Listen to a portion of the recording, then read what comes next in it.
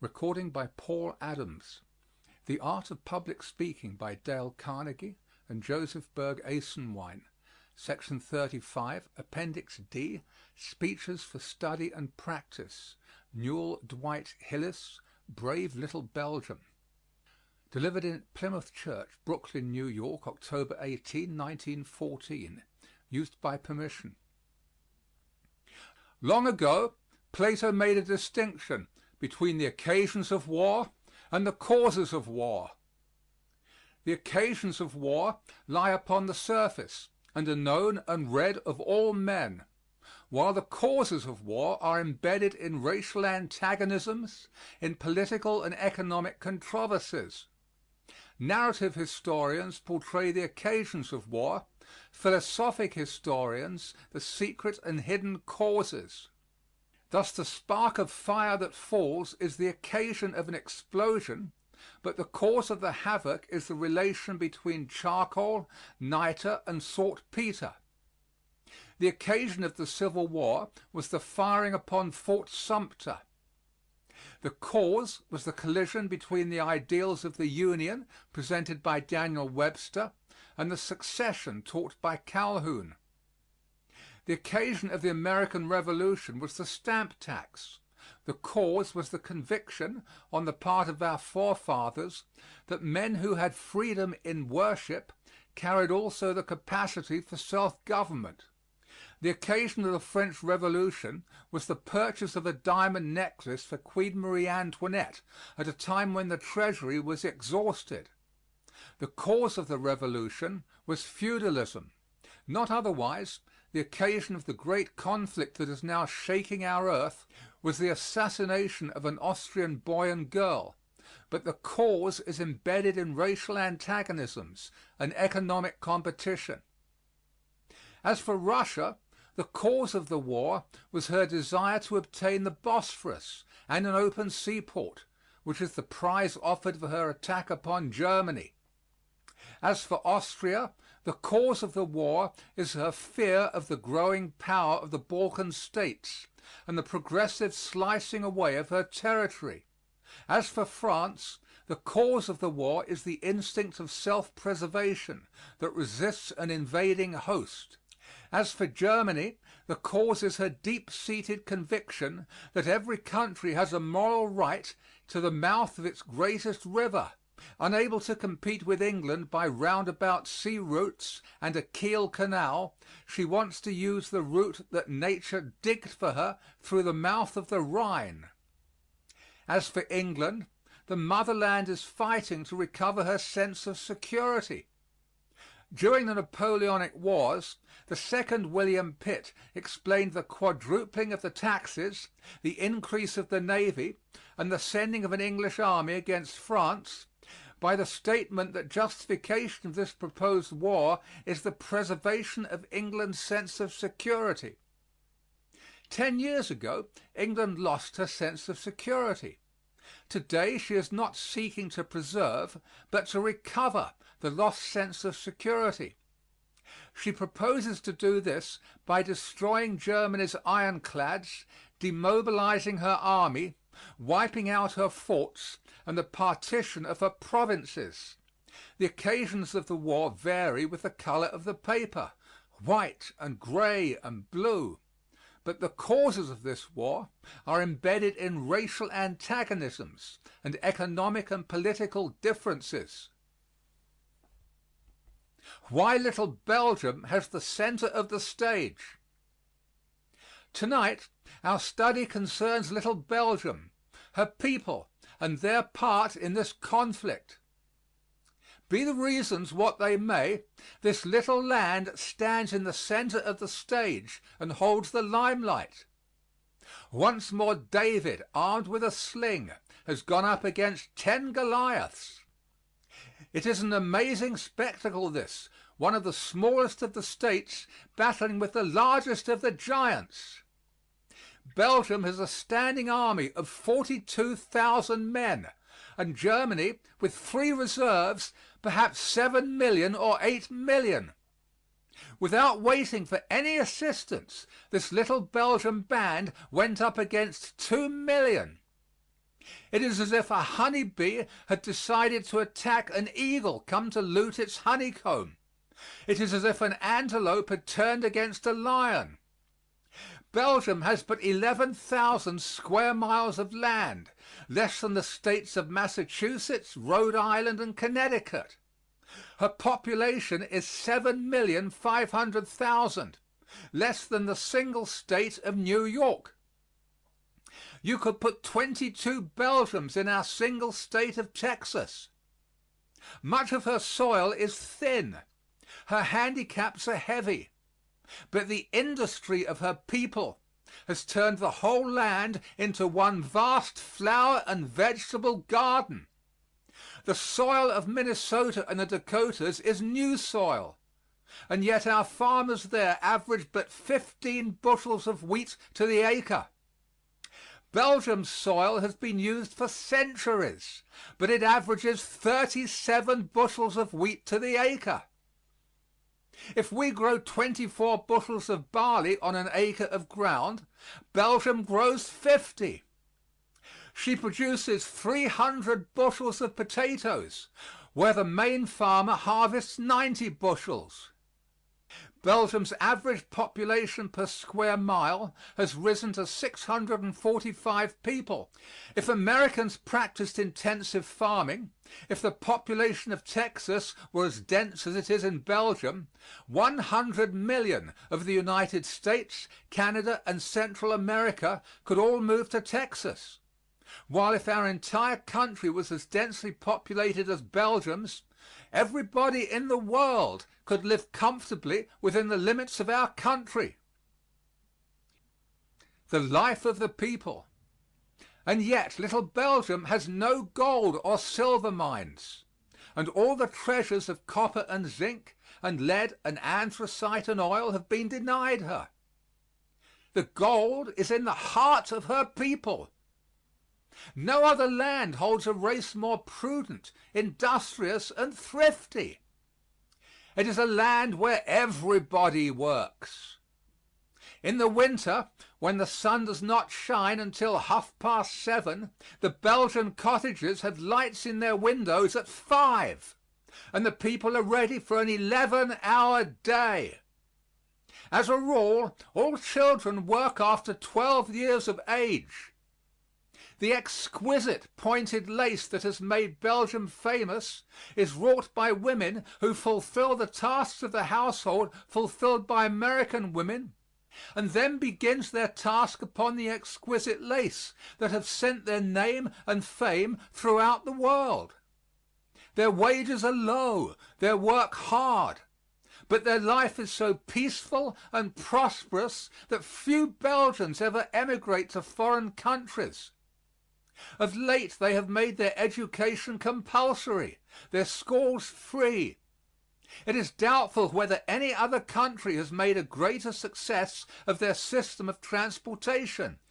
You will pay 50 cents to journey some 20-odd miles out to Roslyn on our Long Island Railroad. But in Belgium, a commuter journeys 20 miles into the factory and back again every night and makes the 6 double daily journeys at an entire cost of 37½ cents per week, less than the amount that you pay for the journey one way for a like distance in this country. Out of this has come Belgium's prosperity. She has the money to buy goods from other countries, and she has the property to export to foreign lands. Last year, the United States, with its 100 millions of people, imported less than $2,000 million and exported $2,500 million. If our people had been as prosperous per capita as Belgium, we would have purchased from other countries $12,000 million worth of goods and exported $10,000 million. So largely have we been dependent upon Belgium that many of the engines used in digging the Panama Canal came from the Cockerell works that produce 2,000 of these engines every year in Liège. It is often said that the Belgians have the best courts in existence. The Supreme Court of Little Belgium has but one justice. Without waiting for an appeal, just as soon as the decision has been reached by a lower court, while the matters are still fresh in mind and all the witnesses and facts readily obtainable, this supreme justice reviews all the objections raised on either side, and without a motion from anyone passes on the decision of the inferior court. On the other hand, the lower courts are open to an immediate settlement of disputes between the wage earners, and newsboys and fishermen are almost daily seen going to the judge for a decision regarding a dispute over 5 or 10 cents. When the judge has cross-questioned both sides, without the presence of attorneys or the necessity of serving a process or raising $1.25, as here, the poorest of the poor have their wrongs righted. It is said that not one decision out of 100 is appealed, thus calling for the existence of an attorney. To all other institutions organized in the interest of the wage earner has been added the National Savings Bank system that makes loans to men of small means, that enables the farmer and the working man to buy a little garden and build a house, while at the same time insuring the working man against accident and sickness. Belgium is a poor man's country, it has been said, because institutions have been administered in the interest of the men of small affairs. The great Belgian plain in history. But the institutions of Belgium and the industrial prosperity of her people alone are not equal to the explanation of her unique heroism. Long ago, in his commentaries, Julius Caesar said that Gaul was inhabited by 3 tribes: the Belgae, the Aquitani, the Celts, of whom the Belgae were the bravest. History will show that Belgians have courage as their native right, for only the brave could have survived. The southeastern part of Belgium is a series of rock plains, and if these plains have been her good fortune in times of peace, they have furnished the battlefields of Western Europe for 2,000 years. Northern France and Western Germany are rough, jagged, and wooded, but the Belgian plains were ideal battlefields. For this reason, the generals of Germany and of France have usually met and struggled for the mastery on these wide Belgian plains. On one of these grounds Julius Caesar won the first battle that is recorded. Then came King Clovis and the French with their campaigns. Toward these plains also the Saracens were hurrying when assaulted by Charles Martel. On the Belgian plains the Dutch burghers and the Spanish armies, led by bloody Alva, fought out their battle. Hither, too, came Napoleon, and the great mound of Waterloo is the monument to the Duke of Wellington's victory. It was to the Belgian plains also that the German general last August rushed his troops. Every college and every city searches for some level spot of land where the contest between opposing teams may be held. And for more than 2,000 years the Belgian plain has been the scene of the great battles between the warring nations of Western Europe. Now, out of all these collisions there has come a hardy race, inured to peril, rich in fortitude, loyalty, patience, thrift, self-reliance, and persevering faith. For 500 years the Belgian children and youth have been brought up upon the deeds of noble renown achieved by their ancestors. If Julius Caesar were here today, he would wear Belgium's bravery like a bright sword girded to his thigh. And when this brave little people, with a standing army of 42,000 men, single-handed defied 2 millions of Germans. It tells us that Ajax has come back once more to defy the god of lightnings. A thrilling chapter from Belgium's history. Perhaps 1 or 2 chapters torn from the pages of Belgium history will enable us to understand her present-day heroism, just as one golden bough plucked from the forest will explain the richness of the autumn. You remember that Venice was once the financial center of the world. Then, when the bankers lost confidence in the navy of Venice, they put their jewels and gold into saddlebags and moved the financial center of the world to Nuremberg, because its walls were 7 feet thick and 20 feet high. Later, about 1500 A.D., the discovery of the New World turned all the peoples into races of seagoing folk, and the English and Dutch captains vied with the sailors of Spain and Portugal. No captains were more prosperous than the mariners of Antwerp. In 1568 there were 500 marble mansions in this city on the Meuse. Belgium became a casket filled with jewels. Then it was that Spain turned covetous eyes northward. Sated with his pleasures, broken by indulgence and passion, the Emperor Charles V resigned his gold and throne to his son, King Philip. Finding his coffers depleted, Philip sent the Duke of Alva with 10,000 Spanish soldiers out on a looting expedition. Their approach filled Antwerp with consternation, for her merchants were busy with commerce and not with war. The sack of Antwerp by the Spaniards makes up a revolting page in history.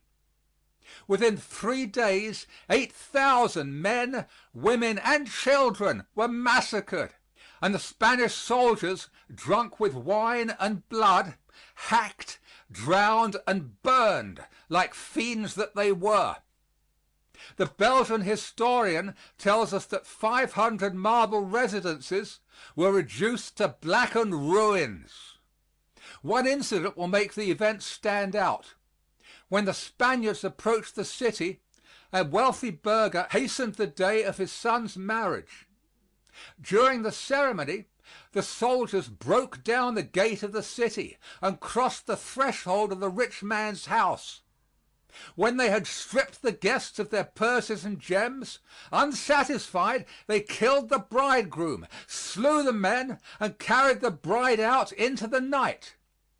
The next morning, a young woman, crazed and half clad, was found in the street, searching among the dead bodies. At last she found a youth, whose head she lifted upon her knees, over which she crooned her songs, as a young mother soothes her babe. A Spanish officer passing by, humiliated by the spectacle, ordered a soldier to use his dagger and put the girl out of her misery. The horrors of the Inquisition. Having looted Antwerp, the treasure chest of Belgium, the Spaniards set up the Inquisition as an organized means of securing property. It is the strange fact that the Spaniard has excelled in cruelty as other nations have excelled in art or science or invention. Spain's cruelty to the Moors and the rich Jews forms one of the blackest chapters in history. Inquisitors became fiends. Moors were starved, tortured, burned, flung in wells. Jewish bankers had their tongues thrust through little iron rings. Then the end of the tongue was seared that it might swell, and the banker was led by a string in the ring through the streets of the city. The women and the children were put on rafts that were pushed out into the Mediterranean Sea. When the swollen corpses drifted ashore, the plague broke out. And when that black plague spread over Spain, it seemed like the justice of outraged nature.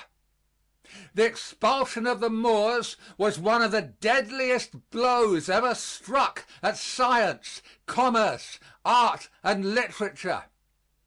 The historian tracks Spain across the continents by a trail of blood. Wherever Spain's hand has fallen, it has paralyzed. From the days of Cortez, wherever her captains have given a pledge, the tongue that spake has been mildewed with lies and treachery. The wildest beasts are not in the jungle. Man is the lion that rends. Man is the leopard that tears. Man's hate is the serpent that poisons. And the Spaniard entered Belgium to turn a garden into a wilderness. Within 1 year, 1568, Antwerp, that began with 125,000 people, ended it with 50,000. Many multitudes were put to death by the sword and stake, but many, many thousands fled to England to begin anew their lives as manufacturers and mariners. And for years Belgium was one quaking peril, an inferno whose torturers were Spaniards. The visitor in Antwerp is still shown the rack upon which they stretched the merchants that they might yield up their hidden gold. The painted lady may be seen.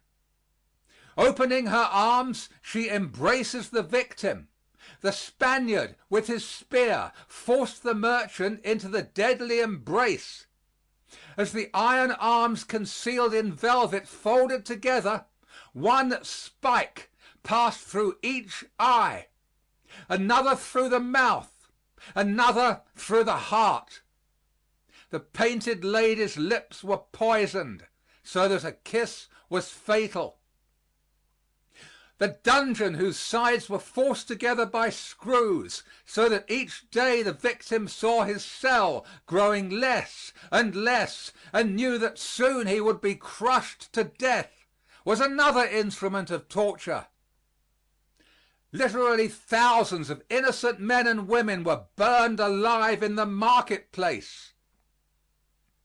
There is no more piteous tragedy in history than the story of the decline and ruin of this superbly prosperous literary and artistic country. And yet out of the ashes came new courage. Burned, broken, the Belgians and the Dutch were not beaten. Pushed at last into Holland, where they united their fortunes with the Dutch, they cut the dikes of Holland and let in the ocean, and clinging to the dikes with their fingertips, fought their way back to the land. But no sooner had the last of the Spaniards gone than out of their rags and poverty they founded a university as a monument to the providence of God in delivering them out of the hands of their enemies. For the 16th century, in the form of a brave knight, wears little Belgium and Holland like a red rose upon his heart. The death of Egmont. But some of you will say that the Belgian people must have been rebels and guilty of some excess, and that had they remained quiescent and not fomented treason, then no such fate could have overtaken them at the hands of Spain. Very well. I will take a youth who, at the beginning, believed in Charles V, a man who was as true to his ideals as the needle to the pole. One day the bloody council decreed the death of Egmont and Horn. Immediately afterward the Duke of Alva sent an invitation to Egmont to be the guest of honor at a banquet in his own house. A servant from the palace that night delivered to the Count a slip of paper containing a warning to take the fleetest horse and flee the city, and from that moment not to eat or sleep without pistols at his hand. To all this Egmont responded that no monster ever lived who could, with an invitation of hospitality, trick a patriot. Like a brave man, the Count went to the Duke's palace. He found the guests assembled, but when he had handed his hat and cloak to the servant, Alva gave a sign, and from behind the curtains came Spanish musketeers, who demanded his sword. For instead of a banquet hall, the Count was taken to a cellar, fitted up as a dungeon. Already Egmont had all but died for his country. He had used his ships, his trade, his gold for righting the people's wrongs. He was a man of a large family, a wife and 11 children, and people loved him as to idolatry. But Alva was inexorable. He had made up his mind that the merchants and burghers had still much hidden gold, and if he killed their bravest and best, terror would fall upon all alike, and that the gold he needed would be forthcoming. That all the people might witness the scene, he took his prisoners to Brussels and decided to behead them in the public square. In the evening, Egmont received the notice that his head would be chopped off the next day. A scaffold was erected in the public square. That evening he wrote a letter that is a marvel of restraint. Sire, I have learned this evening the sentence which your Majesty has been pleased to pronounce upon me. Although I have never had a thought, and believe myself never to have done a deed, which would tend to the prejudice of your service or to the detriment of true religion, nevertheless I take patience to bear that which it has pleased the good God to permit. Therefore I pray your Majesty to have compassion on my poor wife, my children, and my servants, having regard to my past service, in which hope I now commend myself to the mercy of God. From Brussels, ready to die, this 5th of June, 1568. La Morale d'Egmont.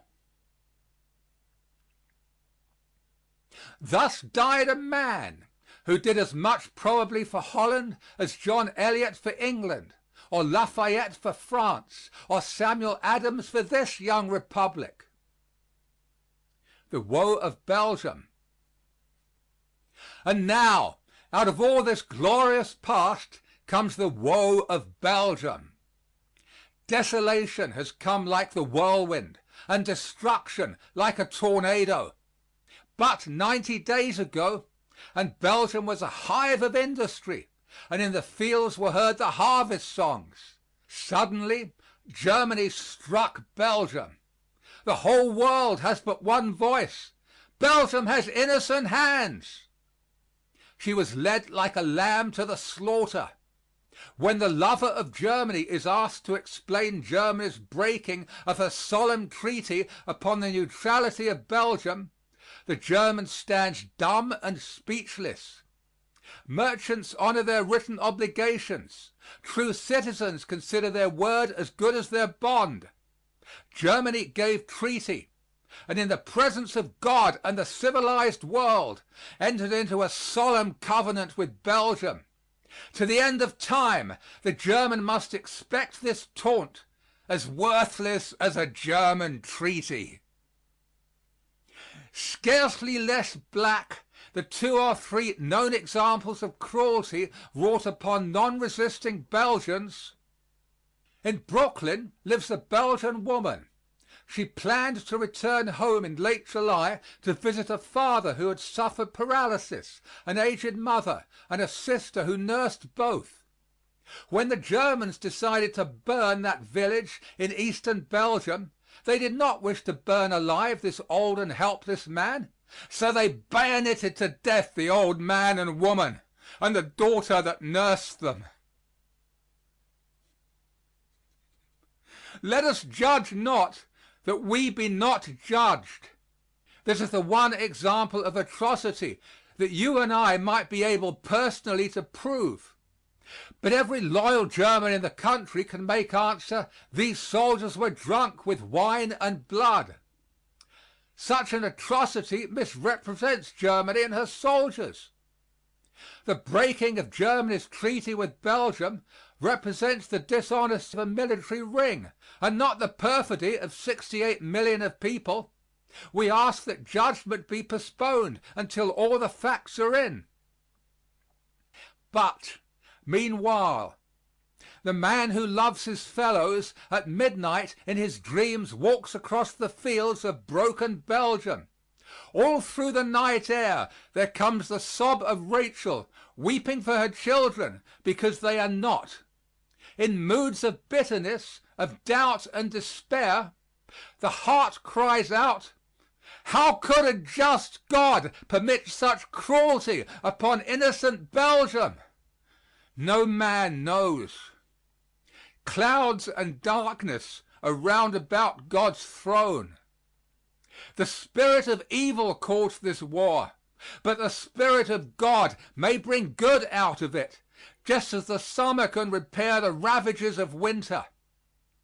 Meanwhile, the heart bleeds for Belgium, for Brussels, the third most beautiful city in Europe, for Louvain, once rich with its libraries, cathedrals, statues, paintings, missals, manuscripts, now a ruin.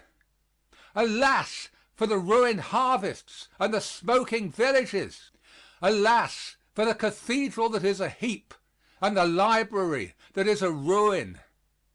Where the angel of happiness was there stalked famine and death. Gone the land of Grotius. Perished the paintings of Rubens. Ruined is Louvain. Where the wheat waved, now the hillsides are billowy with graves. But let us believe that God reigns. Perchance Belgium is slain like the Savior, that militarism may die like Satan. Without shedding of innocent blood, there is no remission of sins through tyranny and greed. There is no wine without the crushing of the grapes from the tree of life. Soon liberty, God's dear child, will stand within the scene and comfort the desolate. Falling upon the great world's altar stairs, in this hour when wisdom is ignorance and the strongest man clutches at dust and straw, let us believe with faith victorious over tears that sometime God will gather broken-hearted little Belgium into his arms and comfort her as a father comforteth his well-beloved child. End of section 35. Recording by Paul Adams, www.yawnguy.com.